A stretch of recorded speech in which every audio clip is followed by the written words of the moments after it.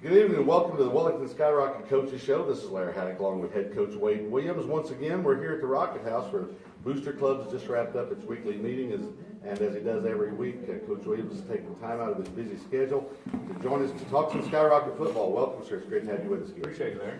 Well, good. Here we are on the heels of what I think everyone feels was an upset loss to the Memphis Cyclones in a game that, aside from a couple of special teams breakdowns, was about as even up as a game could be. I know you're not one of those woulda, shoulda, coulda kind of guys, but and not to take anything away from Memphis, but that was a game I suppose all of us feel we could have won. And from a coaching perspective, what kind of positives do you take away from that kind of a game that'll serve you or make you better down the road?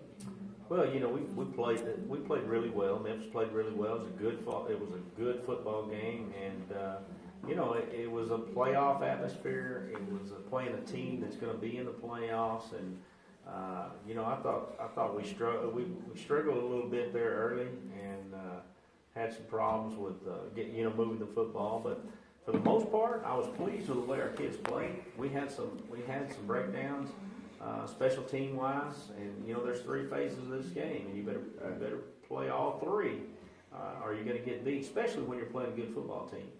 And as you know, and I know, is everybody that comes to play the Wellington Skyrockets, they're going to bring their A game, and Memphis certainly did. They did, didn't they?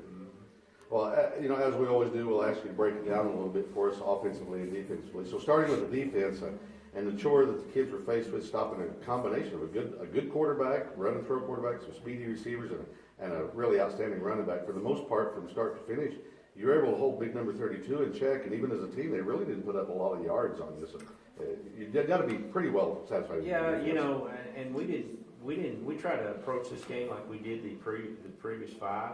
You know, this is a big game. We're playing some big teams. And, you know, just for the fact that we may meet these guys again or have the opportunity to meet them on down the line. So, you know, we knew it was a big game. We felt like our kids would get themselves ready. You know, defensively, big running back coming into town. We talked about that. We held him to 53 yards. And very excited about that. Secondary played well. Our defense played well enough to win the football game. Yeah, they sure did. I agree. So, you know, we didn't fault those guys there. You know, there's obviously some things we need to polish up on, but right now those guys are playing championship football.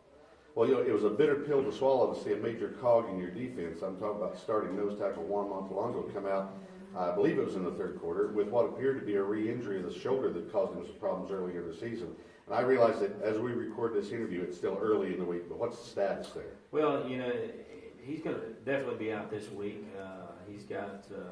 you know, he gets a very bad stinger there, and so we're going to get him evaluated by our training crew in the middle of the week and see how he feels and go from there. And he's going to start rehab. I wouldn't look for him anytime soon, but I would look for him on down the road. Who'll be your nose tackle this week? Right now, we're looking at the possibility of two different situations. Caden Hunter will come in, and Trevor Robertson will rotate in there a little bit, and Emilio Bermudez will see some time. And all three of those have had some playing time. They have, and that's one good thing about the experience in the five teams that we played prior to Memphis is they were big games, same situation. Those guys got to get in, so we were able to just slide them in there and just keep right on rolling. Well, over on offense, it appeared you know, there were some good things happen. We all realized there was, and yet it just didn't happen consistently enough to gain some traction or get in any kind of rhythm, was it? Well, you know, when we're not the kind of offense, and never have been, you get yourself in that first down and 15 or third down and 15 and crawl out of that hole. We're just not there yet. And, you know, we had some fumbles there, and we had 3 interceptions, and just things that wasn't typical of us doing the past 5 weeks. And we had some blocking errors in those situations. So, you know, like I said, there was a lot of good things there as far as the blocking down inside. I think behind Trevor and Brendan Stevens and you know, Dylan Valez on that side over there with Cooper Richardson. They did a good job. We kind of tried to attack that right side. And the reason we do that is we bring Isaac Rodriguez from the guard position, he pulls, and then Shorty Silva on the backside as well. But we flipped those guys a little bit, but we were able to move the ball sufficiently.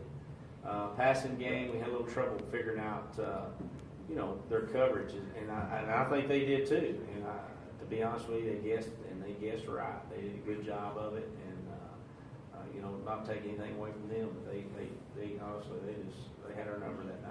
Back here on the Wellington Skyrocket Coaches Show, this is our head coach Wade Williams. Coach, before we go on to look at this week's opponent, Ralls, I want to ask you just to talk a little bit about your junior varsity kids for a minute. As we take this interview, we don't have this week's result yet. They'll be playing Wheeler. But in the 2 games prior, a big 50-0 win over Childers Freshman, and then a 38-14 over Groover that I had the pleasure of going to Shamrock and watching. JV's been playing lights out, haven't they? They have, and every time you look up, it's a different kid making a play on that JV. And you talk about gel. They have gelled together, and just briefly talking about the Shamrock game last week. Parker Over made a play, and I turned to coach. I said, he's not supposed to make a play like that, but he did. He made an outstanding play.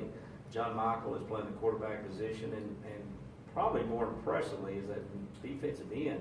They can't get around him, can't get over him, and he's getting some sacks. And all those guys have done. Trey Tillman, some of those guys have done an outstanding job. And when you see that, and those guys practice against you, you get a good feeling knowing that, hey, they're coming. You got Rowdy Duncan in the backfield. You bet. Colton Inman, undersized nose guard, has just been tougher than nails. Yeah. It's been fun to watch. Well, back to this week, then. For the most part, the team from Ralls is largely an unknown for most Skyrocket fans, including myself.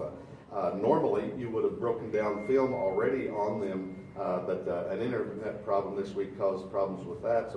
But I suppose you've watched some previous films. Tell us a little bit what you know about the Jackrabbits, what we can expect to see from them. Well, Coach Caffey up there, son, his dad coached in Spring Lake Earth for a long time, and we had some battles with his dad, and he was on staff at that time. So they're doing a lot of the same stuff that they did back in Spring Lake Earth, here about 6 years ago, and they're going to line up the shotgun. They're going to bring some receivers across in motion really fast, and try to get you to widen your defensive ends, and they'll run those backs up under you. If you bite on the fake, then they'll give it to that speed racer, what we call a speed racer, coming underneath. And they've got a couple of kids that can run. I think they've had some injuries on their line, and they've had to use some younger kids, some smaller kids. It's kind of hurt them a little bit, but you're going to see a very multiple offense. Like I said, you'll see a lot of motion, and off of that, they'll throw and try to more or less freeze the defense. But and on the defensive side, you're looking a lot like Memphis, a 53 look, a nose guard with some tackles down in there. There'll be a 3 techniques that means between the guard and the tackle, and then 9 techniques. The 9 technique would be the guy outside the defensive end or offensive tackle. So that's a 5-man front, and then the 3 linebackers over the top. If we're in tight set, if you go out to a spread, they'll go to a 4-down lineman, which we call a 4-3 defense. Well, looking ahead just a little bit more, I hope the typical Wellington fan realizes that. We'll just let's say the coffee shop quarterback type. So, I hope they realize that despite a loss in the opening game of district play, there's no reason whatsoever that the Skyrockets can't still go as deep as they can possibly go, albeit working their way through just a different leg on the bracket. And it's certainly not outside the realm of possibility. We can see Memphis again in early December. It could be. There's a lot of things to be learned by that game, and I think both coaching staffs going into the football game thought that was a very distinct possibility that we'd see each other again. And I know we're going that far. I like our chances. I do, and I know we're going that direction. So if they make it there, we'll see you then. Well, Coach, I want to thank you again for spending some time with us. We want to wish you all the best between the lines against Ralls Friday night. Well, we appreciate you, Darren. All right, thank you, sir.